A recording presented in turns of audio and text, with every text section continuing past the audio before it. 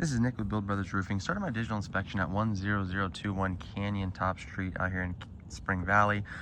We're on top of a composite shake roof. Now, these roofs are typically original with the home. That would put this roof around, I believe, 45 to 50 years old, I would imagine. It's a discontinued product. It's not something that we see a whole lot of.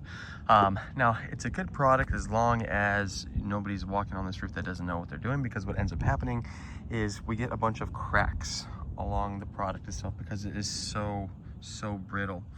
Now, the issue with the cracked tiles, typically a cracked tile on a regular flat concrete tile roof would be okay, because then the water would come down the deck or the underlayment, over the underlayment, and it wouldn't cause too many issues until obviously we fix those tiles.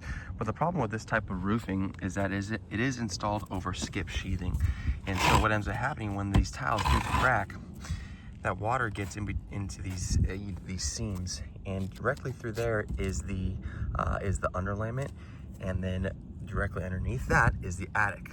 So there's no plywood decking that is protecting the structure from any kind of water intrusion.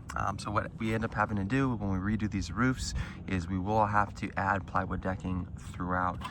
Now, there are some indicators that the water has been penetrating this roof, but walking around the roof, it doesn't look like there are a whole lot of broken tiles, at least not as many broken tiles as I typically would see on a composite shake roof like this. Although this roof, if it is the original roof from what I'm looking at, it does indicate that it is the original roof, then it would be at the tail end of its life expectancy.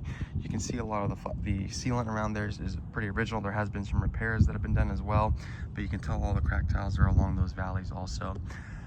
So with any roof, it would be a really good idea for the homeowner to be proactive when it comes to any kind of roof work or replacement that needs to be done.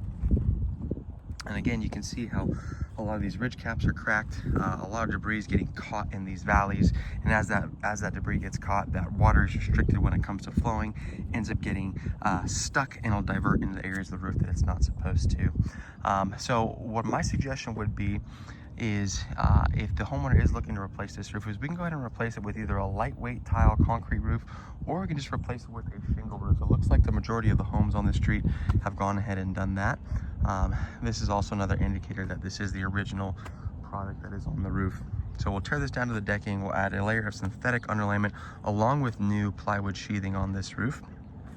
We're an Owens Corning preferred contractor, so that'll mean that this roof will come with a 50-year warranty from Owens Corning to go along with a lifetime workmanship warranty from us.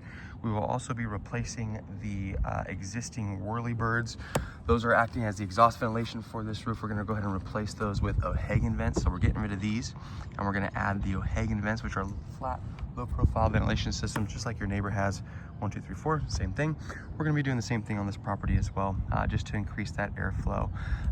But again, there aren't, any major indicators that this roof is failing at this point, other than a lot of these cracked tiles. So it would be a really good idea for this homeowner to think about replacing this roof with a shingle product or a tile product to ensure the proper waterproofing, and also ensure that they're not dealing with any leaks on the inside, which will come with additional costs when it comes to any kind of renovation that needs to be done. That's it for my inspection.